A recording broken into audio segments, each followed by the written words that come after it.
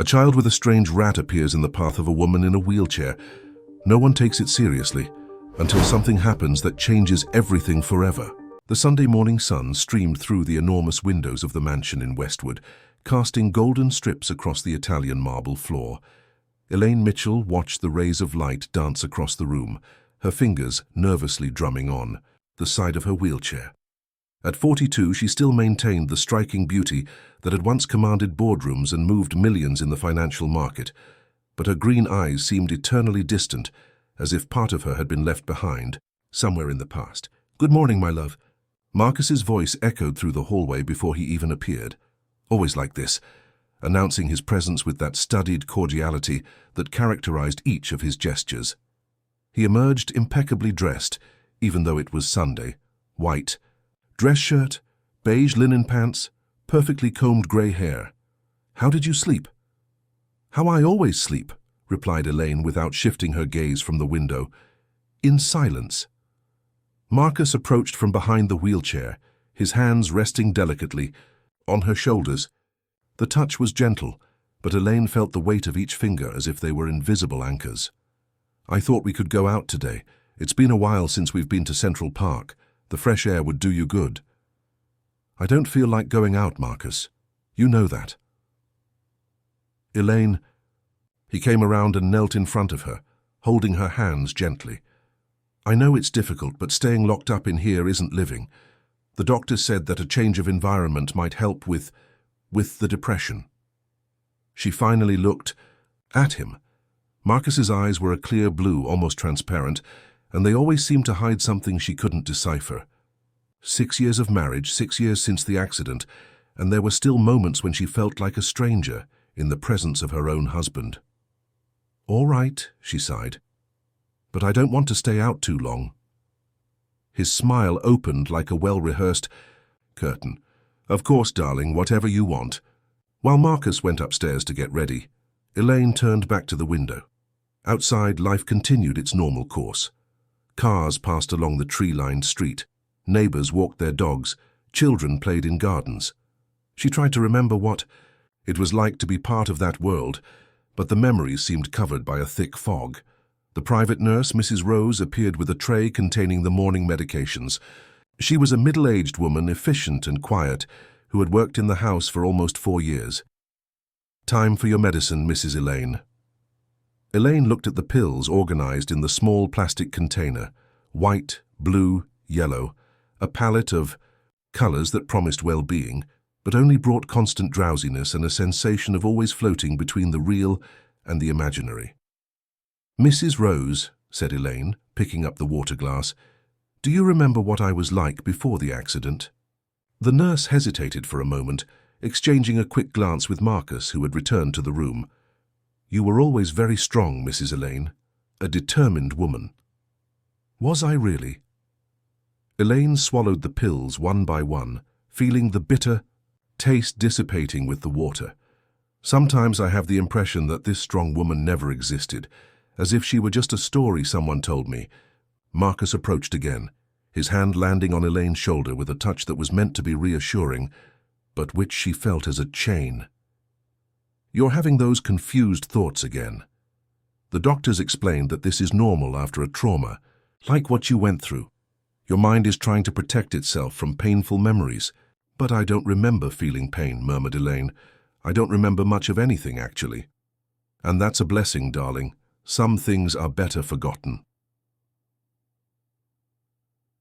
2 hours later, they were in the park.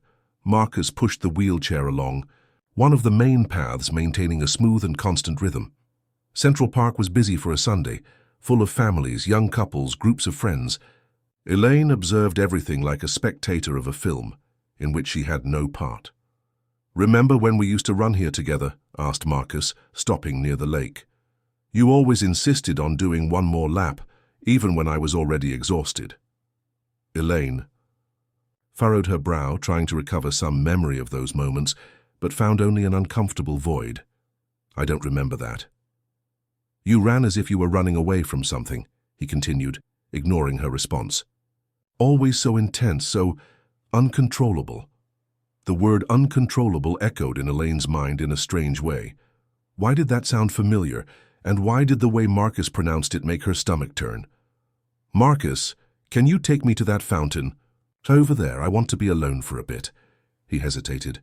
"Are you sure? Don't you think we should go back home? You've had enough sun for today. Please, just a few minutes." Reluctantly, Marcus took her to the central fountain and positioned the wheelchair so she could watch the falling water. "I'll get a coffee from that cart. Will you be okay here alone?" Elaine nodded. Yes, and for the first time. In a long time, she felt genuine relief when he walked away. She closed her eyes and let the sound of the water calm her thoughts.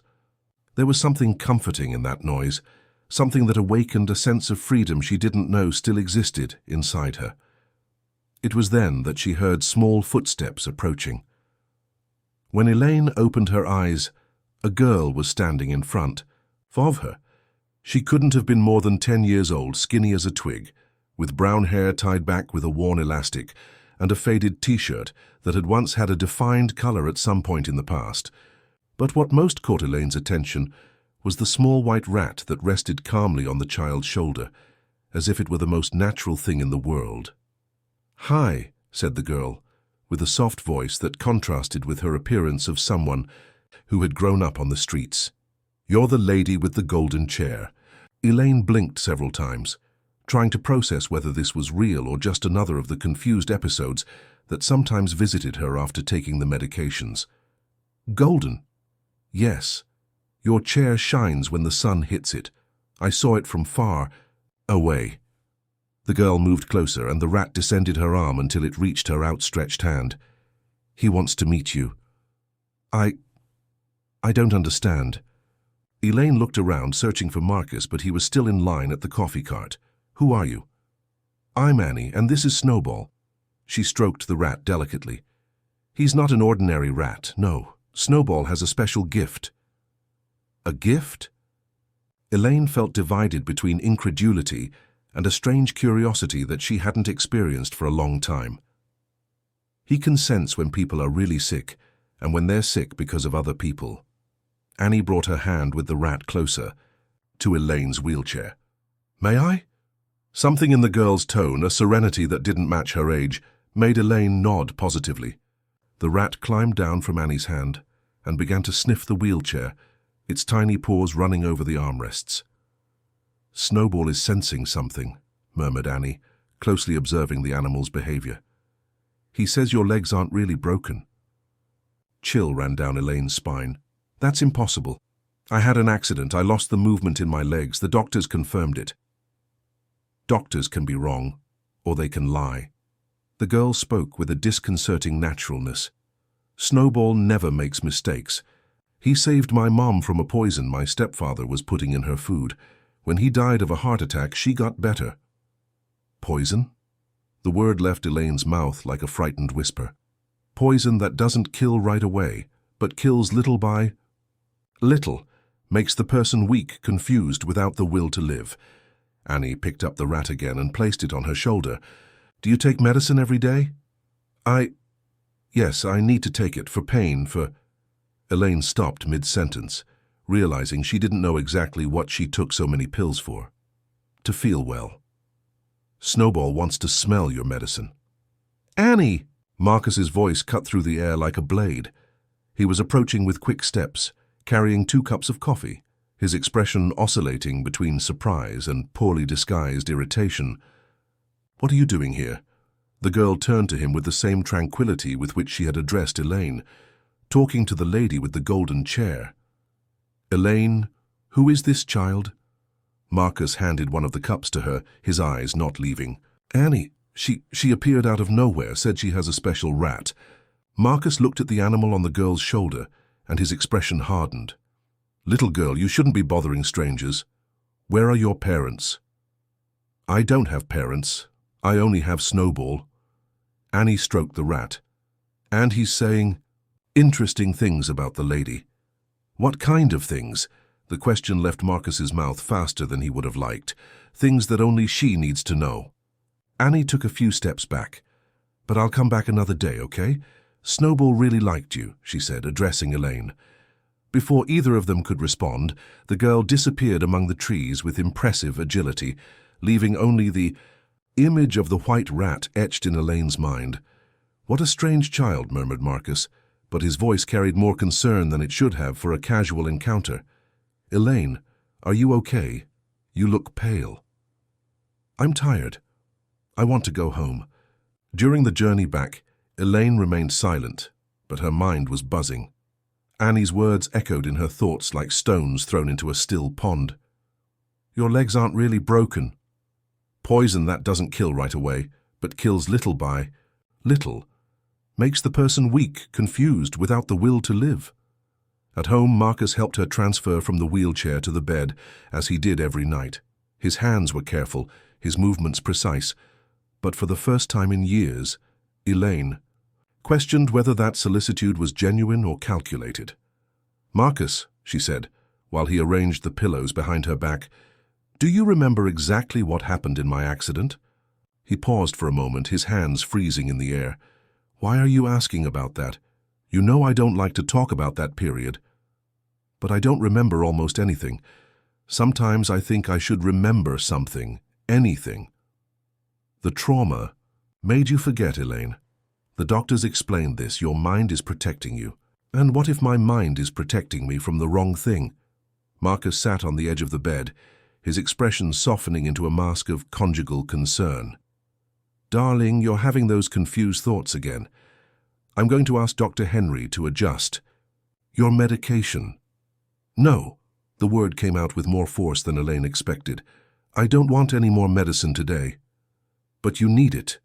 Without the medication, you'll feel pain, you'll get agitated. What if I want to be agitated? What if I want to feel something, even if it's pain?" Marcus looked at her with an expression she couldn't interpret. Was it surprise? Fear? Irritation? "You don't know what you're saying. I'll get your pills." Alone in the room, Elaine looked at her immobile legs under the sheet. She tried to move her toes, as she did occasionally, but as always, nothing happened. Or did it? For a moment, she thought she felt a very slight tingling in her right foot, but it might have been just imagination. Marcus returned with the small plastic cup full of colorful pills. Elaine looked at them as if seeing them for the first time. "I'm not taking them today," said Elaine, her voice coming out firmer than she expected. Marcus, who was standing beside the bed holding the cup with the pills, seemed not to have understood correctly. "What do you mean you're not taking them?" "Exactly that. I don't want to take these pills today." Elaine crossed her arms over her chest, a gesture she hadn't made in years. "I want to see how I feel without them." "Elaine, you can't simply stop taking your medication. It could be dangerous. It could cause seizures. It could—" Marcus moved closer, his voice gaining a tone of controlled urgency. "You don't understand the consequences. Then explain them to me. Explain exactly what each of these pills is for." Elaine pointed to the cup. "I want to know the name of each one, what it's for, why I need to take it." Marcus hesitated, his eyes shifting for a fraction of a second. "There are many medications, darling. Some for pain, others for inflammation, some for your nerves." "Nerves?" "Yes, to calm your nervous system. You used to get very agitated in the beginning, remember? You would scream, try to get out of bed, even though you couldn't move your legs. The doctors said it was important to keep you stable." A fleeting image crossed Elaine's mind, herself screaming, someone holding her arms, a needle being administered. But the image disappeared as quickly as it had come. "I screamed? A lot. It was terrible to see you like that, so desperate." Marcus sat on the edge of the bed, his hand finding hers. "That's why it's so important to keep you stable, calm. We don't want you to return to that state." Elaine looked at his hand on hers. Marcus's fingers were long and well cared for, with a gold wedding band that gleamed under the lamplight. She tried to remember when they had gotten married, but that memory was also wrapped in fog. "Marcus, why don't I remember our wedding?" "You do remember. Sometimes you talk about that day in your dreams." "But I don't remember it when I'm awake. I don't remember how we met, how you proposed, the ceremony." "The accident affected many of your memories, Elaine. The doctors explained that this is normal in cases of severe trauma." But isn't it strange that I've only forgotten the good things? I don't remember happy moments, but I remember work. Meetings, numbers, contracts. Marcus withdrew his hand from hers and stood up. You're pushing yourself too hard, that's not good. Take your medicine and try to sleep. No. The word came out with a firmness that surprised them both. Today, I'm not taking anything. Elaine, please, I said no. The silence that followed was heavy, laden with a tension that rarely existed between them. Marcus looked at her with an expression that oscillated between frustration and something that seemed almost like fear. All right, he said finally, putting the cup with the pills in his pocket. But if you start feeling unwell during the night, call me immediately. After he left the room, Elaine remained awake for hours. She expected to feel pain, anxiety, any of the symptoms Marcus had mentioned, but what she felt was different. A mental clarity she hadn't experienced in a long time. It was as if a curtain of smoke was slowly being lifted from her mind. Around 3 in the morning, she heard footsteps in the hallway. Marcus was awake, walking back and forth. She could hear the murmur of his voice as if he were talking on the phone. Who would he be calling at that hour? The next morning, Mrs. Rose arrived earlier than usual. Elaine observed her prepare breakfast with renewed attention, noticing each movement, each expression. "Mrs. Rose," she called, when the nurse brought the tray with the morning medications. "How long have you worked here?" "Almost 4 years, Mrs. Elaine. And you've always seen me like this, in the wheelchair?" "Yes, ma'am, since I started working here." "You never saw me standing, not even trying to stand?" Mrs. Rose hesitated, exchanging a quick glance with Marcus, who had just entered the room. "Never, Mrs. Elaine, you've always been in the chair." But there was something in the nurse's tone, an almost imperceptible hesitation, that made Elaine suspect there was more to the story. "Marcus," she said when they were alone, "I want to see my medical exams." "Your exams?" "The exams that prove my paralysis. I want to see the images of my spine, the doctor's reports." "Elaine, you've seen these exams many times. You always get very disturbed when you see them." "I don't remember having seen any exam." "That's because you forget. The trauma makes you forget things that cause you pain. Then show me again. I want to understand exactly what happened to me." Marcus stood still for a long moment, as if calculating his words. "I'll ask Dr. Henry to come here tomorrow. He can explain everything better than I can." "Why not today? He's traveling, but I promise he'll come tomorrow and bring all your exams." That afternoon, Elaine asked to be taken to the park again. This time she wanted to look for Annie. There was something about the girl, in the way she had talked about Snowball and his special gifts, that awakened an almost desperate curiosity in Elaine. They stayed in the park for 2 hours, but there was no sign of the girl or the white rat. Elaine was beginning to wonder if the encounter from the day before had been real or just another of her mental confusions. But when they arrived home and Marcus helped her out of the car, she saw something that made her heart race. On the ground, near the garage entrance, there were small white hairs, rat hairs. Snowball had been there. That night, for the second consecutive time, Elaine refused the medications. Marcus didn't insist as much as the night before, but she noticed that he locked the bathroom medicine cabinet, something he had never done before. Lying in bed, in the dark, Elaine stared at the ceiling and wondered what kind of life had been taken from her, and more importantly, would she have enough strength to reclaim it? On the 3rd day without medications, Elaine woke up with a strange sensation in her feet. It wasn't pain nor tingling, it was something more subtle, as if her extremities were awakening from a very long sleep. She pulled back the sheet and looked at her own feet, trying to move her toes with all the concentration she could muster. Nothing happened. Or did it? For a fraction of a second, she was sure that the big toe on her right foot had moved almost imperceptibly. But when she tried to repeat the movement, she couldn't. "Good morning, darling." Marcus entered the room carrying a cup of coffee, as he did every morning. But today there was something different in his posture, a subtle rigidity that hadn't existed before. "How do you feel?" "Different," replied Elaine, observing him attentively. "More present." "Present?" "It's as if I were emerging from a very long dream." She propped herself up on her elbows to sit up better in bed. "Marcus, I need to ask you a question, and I want you to be honest with me." He sat in the armchair next to the bed, but didn't relax. His shoulders remained tense, as if he were preparing for some kind of confrontation. "Of course, you can ask. Why have you never encouraged me to do physical therapy?" The question caught him off guard. Elaine saw his eyes widen slightly before he regained his composure. "You did physical therapy in the first months after the accident, but there was no progress, so the doctor said it didn't make sense to continue. I don't remember any physical therapy. You refused to cooperate. You said it hurt too much. And you didn't think it was strange that I simply gave up. From what you tell me about who I was before, it doesn't seem to be in my character to give up easily."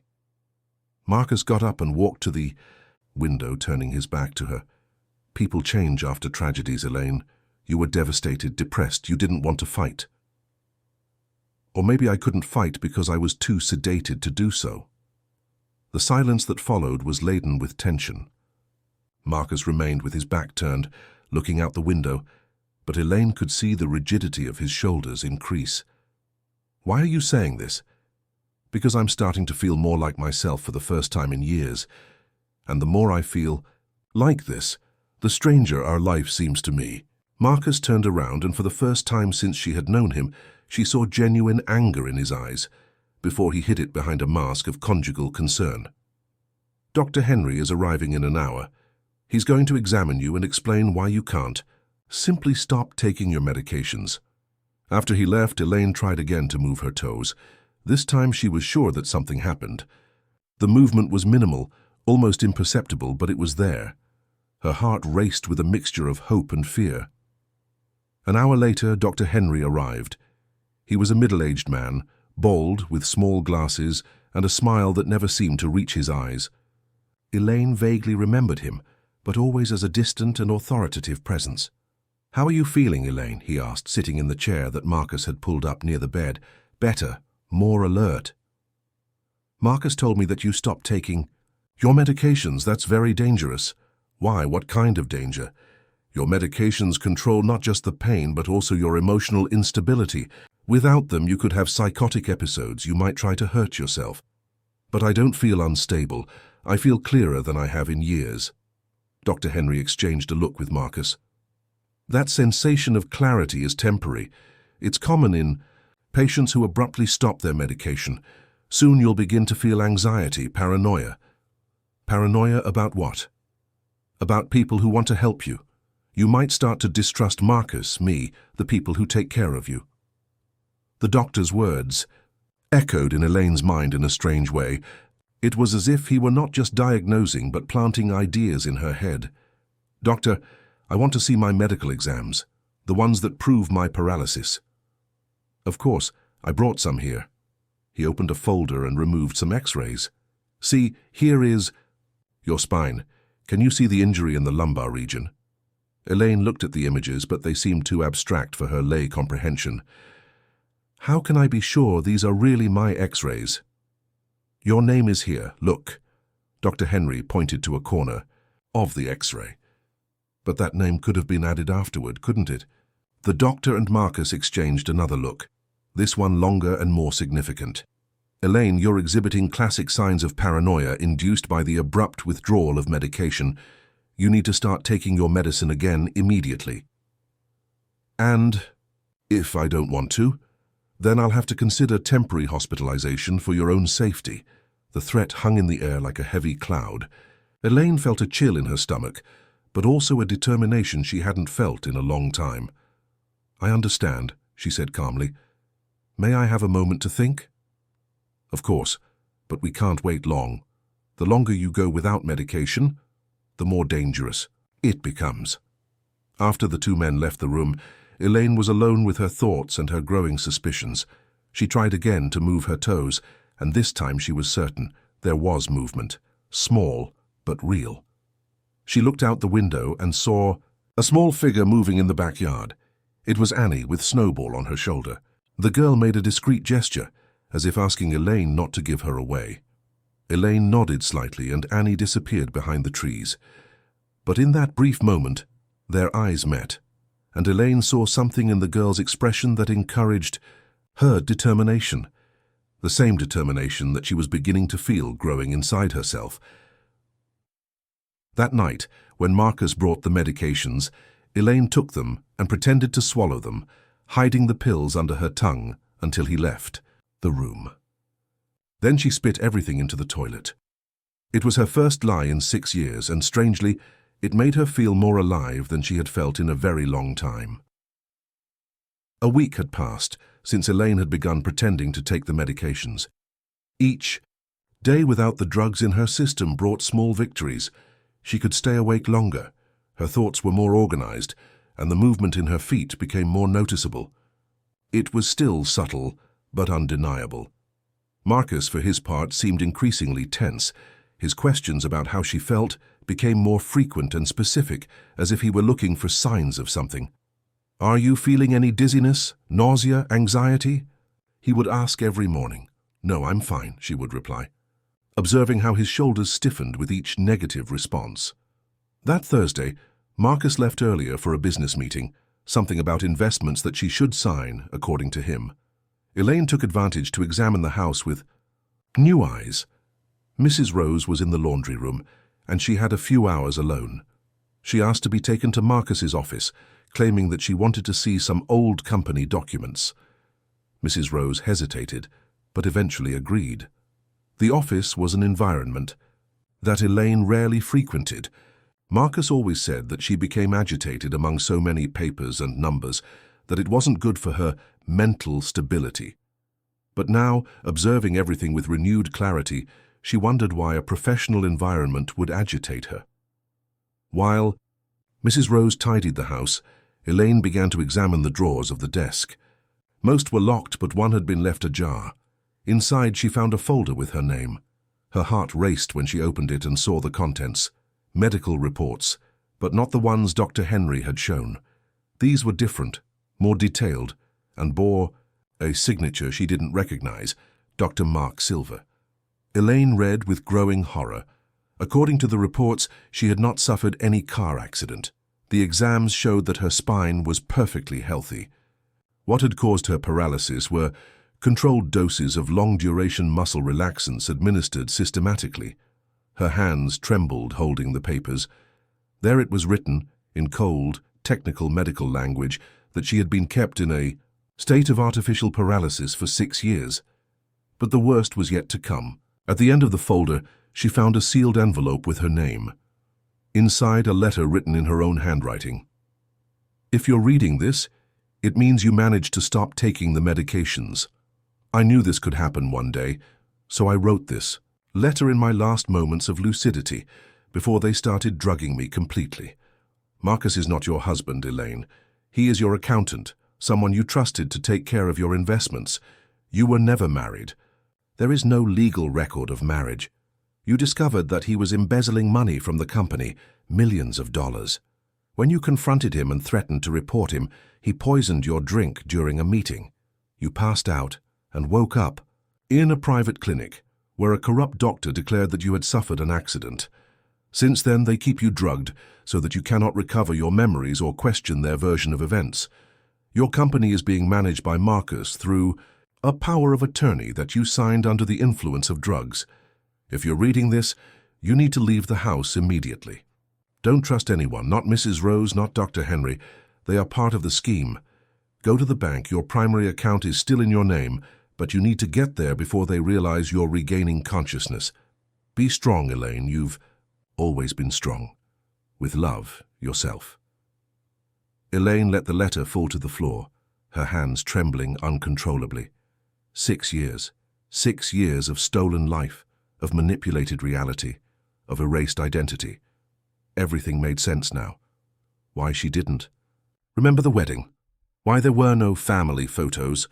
Why Marcus always avoided talking about the past?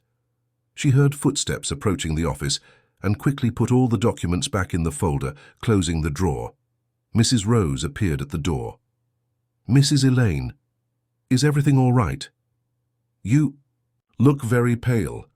I'm tired. Can you take me back to my room?" During the journey, Elaine struggled to maintain her composure. She needed to think, to plan. If everything in the letter was true, and every fiber of her being said it was, then she was in danger. Marcus and his accomplices would not hesitate to increase the dosage if they suspected she was regaining consciousness. In the room, she pretended to sleep until she heard Marcus arrive. He entered silently, as he always did, checking if she was all right. But this time, Elaine paid attention to the details she had ignored before, how he checked the water level in the glass beside the bed, how he examined the medicine bottles, to make sure she had taken everything. "How do you feel today?" he asked when he realized she was awake. "Sleepy," she lied, "very sleepy." She saw relief pass quickly through his eyes. "That's normal. Dr. Henry said your body is readjusting to the medication. In a few days you'll be feeling like before, drugged, confused, dependent, a prisoner in her own body." That night when Marcus brought the medications, Elaine took them with apparently trembling hands. "I'm afraid," she said, forcing her voice to sound fragile. "I'm afraid I'm going crazy." "You're not going crazy. Darling, you're just recovering. The medicine will help you." She pretended to take each pill, hiding them skillfully. When he left, she spit everything out and added another night to her growing reserve of mental clarity. For the first time in 6 years, Elaine was planning something beyond simply existing. She was planning to escape. But first, she needed to discover how far the conspiracy went and how many people were involved. And more importantly, she needed to find Annie and her magical rat. Because now she understood that Snowball wasn't magical. He was just an animal with keen instincts for detecting poisons. And she had been poisoned for 6 long years. Elaine woke up at 5 in the morning with a determination she hadn't felt in 6 years. Her feet were responding better and better to the commands from her brain. She still couldn't walk, but she could move her toes and felt tingling rising up her legs. Her body was remembering how to function without the drugs. Marcus was still sleeping in the next room. She had insisted months ago that they sleep in separate rooms, claiming that her involuntary nighttime movements disturbed him. In reality, she now understood that it had been a survival instinct. Some part of her mind had always known something was wrong. She moved the wheelchair silently to the window of the room. Outside, as she expected, was Annie sitting on the garden bench with Snowball in her lap. The girl seemed to be waiting for her. Elaine opened the window slowly, trying not to make noise. "Annie," she whispered. The girl approached the window, her eyes shining in the pre-dawn dimness. "I knew you would wake up early today," said Annie, her voice low but clear. "Snowball said you're almost ready." "Ready for what?" "To leave here, to go back to being who you were before." Elaine felt tears in her eyes. "You know, don't you? You know what they did to me. Snowball told me. He can smell the lies on people. Your fake husband has a strong smell of lies. How can you help me?" Annie took a small cell phone from her pocket, an old device but working. "You need to call someone you trusted before all this happened. Is there someone like that?" Elaine thought for a moment. Among the memories that were returning, one name stood out: Hannah Martin, her partner and best friend at the company. If anyone could help her, it would be Hannah. "Yes, there is, but I don't know if she'll believe me." "She will believe." Snowball says good people always recognize the truth. Annie handed the phone through the window. "Call now while they're still sleeping, then you can give me back the phone." With trembling hands, Elaine dialed the number that, strangely, was still engraved in her memory. Hannah answered on the 3rd ring, her voice sleepy but alert. "Hello?" "Hannah, it's me, Elaine." There was a long silence on the other end of the line. "Elaine? Elaine Mitchell? My God, where are you? It's been years since anyone has been able to talk to you. Marcus always said you were too sick to receive visitors." "Hannah, I need your help. I can't talk much, but do you remember the last time we saw each other before my supposed accident?" "Of course I remember. You had discovered that Marcus was embezzling money from the company. You were furious, said you were going to fire him and report him to the police. Then you disappeared, and he said you had suffered a terrible accident." Elaine's heart raced. Everything in the letter was true. Hannah, listen carefully. I didn't suffer any accident. Marcus drugged me and has kept me prisoner for 6 years. He forged a marriage, made me sign documents under the influence of drugs. I need to get out of here, but I can't do it alone. My God, Elaine, that's... Are you sure about what you're saying? I have documents, Hannah, real medical reports that prove there's nothing wrong with me. Marcus has a corrupt doctor working with him. Where are you now? In the mansion in Westwood, but I can't leave alone. I'm still recovering from the effects of the drugs. My legs are returning to normal, but I still need the wheelchair. I'll come get you right now. No, it's too dangerous. Marcus can't suspect anything. It needs to be discreet. Hannah was silent for a moment, thinking. All right. How about this? Today is Friday. I'll show up at your house at 2 in the afternoon as a social visit. I'll tell Marcus that I'm concerned about you, that I want to see how you are. That will seem natural. And if he doesn't let you in? I'll insist. I'll say I represent other shareholders in the company who are concerned about your health. That will pressure him to let me see you. Hannah, thank you. I knew I could trust you. Elaine, hold tight. We're going to get you out of there. After hanging up, Elaine returned the phone to Annie. Thank you, she whispered. You saved me. Snowball is the one who saved you. He likes you. Annie stroked the white rat. But be careful today. They'll notice that something has changed in you. You need to pretend very well. Annie disappeared among the trees just as Elaine heard the first sounds of Marcus waking up in the room next door. The day that followed was a torture of performance. Elaine needed to act as if she was still under the effect of the drugs, but her mind was clearer than it had been in years. Each word from Marcus, each seemingly affectionate gesture, now revealed itself as part of a cruel charade. You seem more alert today, he commented during lunch, studying her attentively. I'm feeling a little better, she replied, forcing a weak smile. Maybe the medicine is working. That's good. Dr. Henry said you might have some ups and downs before completely stabilizing. At 2 o'clock sharp, the doorbell rang. Elaine heard Marcus answer, his voice initially surprised, then cautious. Hannah. What a surprise. No. Elaine isn't receiving visitors. The doctor said that... Marcus, I need to speak with her. I represent some company shareholders who are concerned about her well-being. It's my obligation to verify her condition. Elaine closed her eyes, praying that Hannah would manage to get in. Well, just a few minutes. She's very fragile. Footsteps approached the room. When Hannah entered, Elaine had to control herself not to cry. Her friend had aged in the last 6 years, but her kind eyes were the same. Hi, Elaine, said Hannah, approaching the bed. How are you? Better, replied Elaine, trying to pass a message with her eyes. Much better. Hannah understood.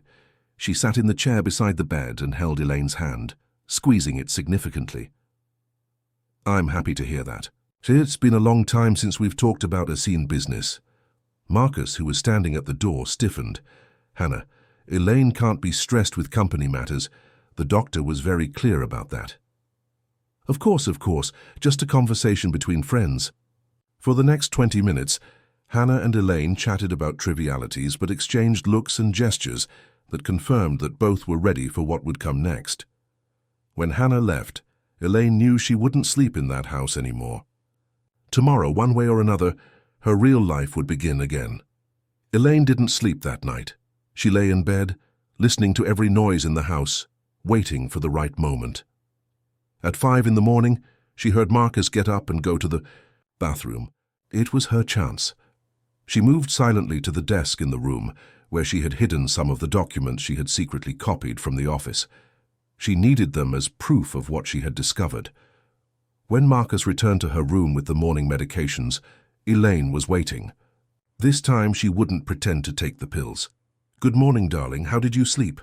Very well, Marcus, or should I say, very well, Accountant Marcus Mitchell. The bottle of medicine slipped from his hands and shattered on the floor. Colorful pills scattering across the marble. His face instantly paled. Elaine, what are you talking about? I know everything. She held the documents in the air. I know you were never my husband. I know you embezzled millions from my company. I know you've drugged me for 6 years to keep me prisoner." Marcus stood still for a long moment, his mask of solicitude finally falling. When he spoke again, his voice was different, colder, more calculating. "How did you find out?" "I found the real medical reports, and mainly, I found the letter. I wrote to myself. That damn letter, I looked for it for years." "So you admit it?" Marcus sat in the armchair, running his hands through his hair. For a moment he seemed almost relieved not to have to pretend anymore. "You didn't leave me a choice, Elaine. When you discovered about the money, you became hysterical. You threatened to destroy me, end my career, send me to prison." "Because you stole from me millions of dollars. It was just a loan. I was going to return everything with interest, but you wouldn't listen, always so controlling, so rigid." Elaine felt a rage she hadn't experienced in years rising in her chest. "So you decided to destroy me instead of admitting your mistake?" "I decided to teach you a lesson in humility. At first it would just be for a few months, just until you calmed down until you understood that you needed me. But then I realized how much easier it was to manage your business without your interference. 6 years, Marcus, 6 years of my life. 6 years in which you lived like a queen, in this beautiful house with all the care, without worries, like a prisoner, drugged, confused, dependent." Marcus stood up, walking toward the door. Elaine realized he was blocking her exit. "And now what do you intend to do with this information?" "I'm going to the police. I'm going to recover my company. I'm going to ensure that you pay for every day you stole from me." "No, you won't." His voice had gained a threatening tone. "Because no one will believe you. You're an unbalanced woman who suffered a nervous breakdown. All the medical documents prove this. I have the real reports, which can easily be disqualified as forgeries. You forget that I have Dr. Henry on my side, and Mrs. Rose, and all the other professionals who have cared for you these years." Elaine felt a chill in her stomach. He was right. It would be her word against that of several people. "Besides," continued Marcus, taking a syringe from his pocket, "you're clearly having a psychotic episode. It will be necessary to sedate you for your own safety." "What is that?" "Something that will make you sleep for a long time. And when you wake up, you'll be in a private clinic far from here, where you can receive the appropriate treatment for your condition."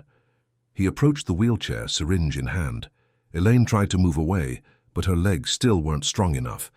That was when she heard the sound of the front door being forcefully opened. "Police, nobody move!" Marcus froze, the syringe in the air. Voices and footsteps echoed through the house, rapidly approaching the room.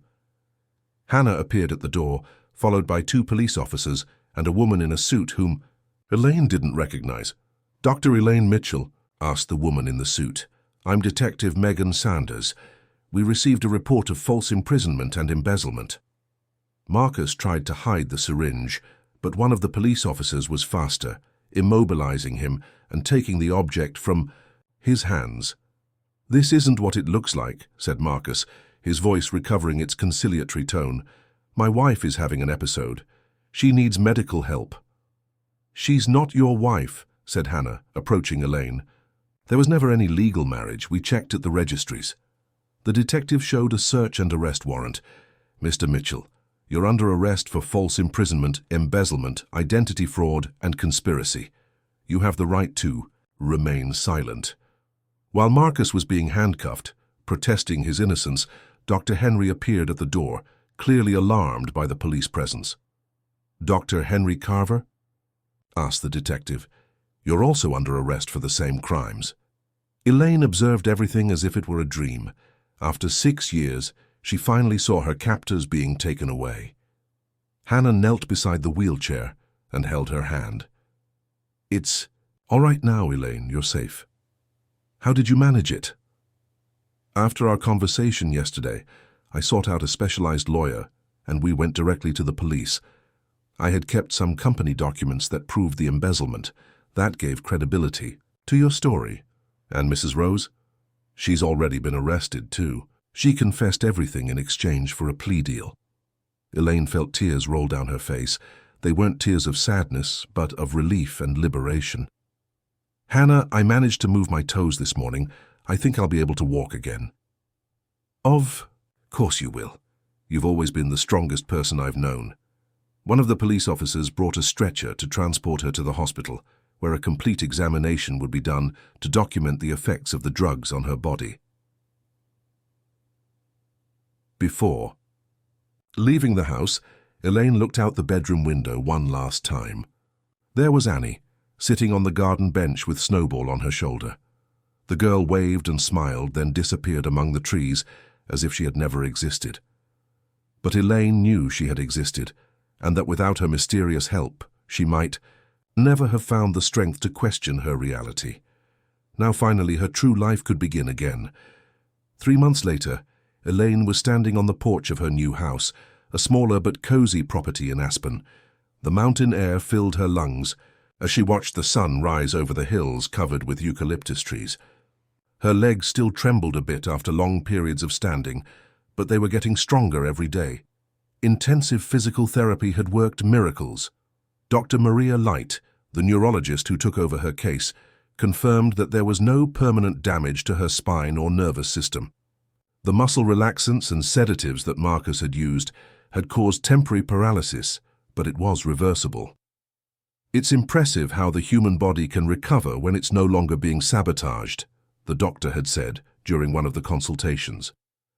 Hannah appeared on the porch carrying 2 cups of coffee, her face illuminated by the smile that had become a constant since they recovered the company.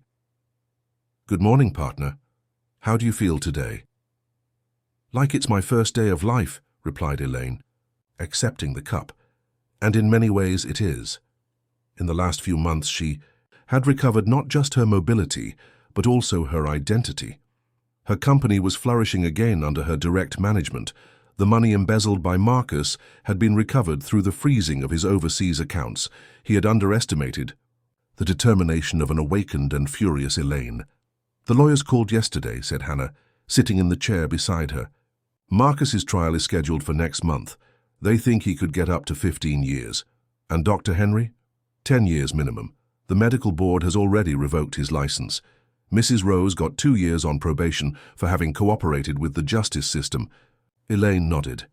There was a part of her that still struggled to fully process the 6 lost years, but her therapist had explained that this was normal. The important thing was to focus on the present and the future. "Hannah, I need to tell you. Something strange." "What?" "Do you remember the girl I mentioned? Annie with the white rat? The one who helped you realize there was something wrong with the medications?" "Exactly. I looked for her after I got out of the hospital. I went to all the shelters, talked to social workers, even hired a private detective." "And?" "Nobody knows any child with that description. It's as if she never existed." Hannah furrowed her brow, thoughtful. "Do you think you imagined it all?" "I don't know, but I found this in the garden of the mansion before selling it." Elaine took a small object from her pocket and showed it to Hannah. It was a miniature white rat made of porcelain, delicate, and perfectly detailed. "It's beautiful, but it doesn't prove anything. It could have belonged to any child." "Maybe. Or maybe some help comes from places we can't explain." Elaine put the miniature back in her pocket. "Either way, I'm grateful. Whether she was real or a projection of my mind fighting to survive, Annie saved me." Hannah's phone rang, interrupting the conversation. It was the office, with urgent questions about a new project. "I need to go," she said, standing up. "The meeting with the Japanese investors is at 10. "Go, I'll stay here a bit longer." Alone on the porch, Elaine reflected on the last few months. The physical recovery had been easier than the emotional one. There were nights when she woke up in panic, thinking she was still in the wheelchair, still dependent on Marcus. There were days when she doubted her own sanity, questioning whether the returning memories were real or constructed. But gradually, with professional help and Hannah's support, she had reconstituted her identity. She wasn't the same woman from 6 years ago. She was someone who had gone through a traumatic experience and come out stronger on the other side. The sound of a car on the road pulled her from her thoughts. It was Carl, the physical therapist who came 3 times a week for her sessions. "Good morning, Elaine. How are the legs today?" "Impatient to run," she replied, smiling. "Then let's work. I want to see you climb that trail to the lookout without stopping to rest." During the physical therapy session, Elaine pushed beyond her usual limits. Each step on the steep trail was a victory over Marcus, over Dr. Henry, over all who had tried to erase her strength and determination. When she reached the lookout, breathless but victorious, she took out her cell phone and called Hannah. "I did it. I climbed the whole trail without stopping." "Elaine, that's wonderful. I'm so proud of you." "Hannah, I want you to prepare the papers for that project we discussed. The Rehabilitation Center for Victims of Psychological Abuse. Are you sure? It's a big investment." "I've never been so sure of anything in my life. I want other people to have the chance I had. I want them to know that it's possible to recover, that it's possible to rebuild a life." That night, alone in her house, Elaine looked at herself in the bathroom mirror. Her face had changed in the last few months. The lines of tension and confusion had disappeared, replaced by a serenity and strength she hadn't seen in years. Before going to bed, as she did every night, she took the miniature white rat and placed it on the nightstand. "Thank you, Annie," she whispered, "wherever you are." That night, for the first time in 6 years, Elaine dreamed she was running. She ran along an endless road, with the wind in her face and the sun warming her back. In her dream, she wasn't running away from something. She was running toward the future. And when she woke up the next morning, she knew exactly what that future held: a full, conscious, and truly her own life. 6 months later, the Annie Rehabilitation Center opened its doors, offering free psychological and medical support for victims of abuse and manipulation. On the inauguration plaque, there was a small image of a white rat and a phrase, "Sometimes salvation comes in the most unexpected forms." Elaine never saw Annie or Snowball again, but she knew that somehow they were still out there, helping other people find the strength to question their reality and fight for their freedom. And every time a new patient arrived at the center, lost and frightened, Elaine would say the same thing: "You are stronger than you imagine, and it is never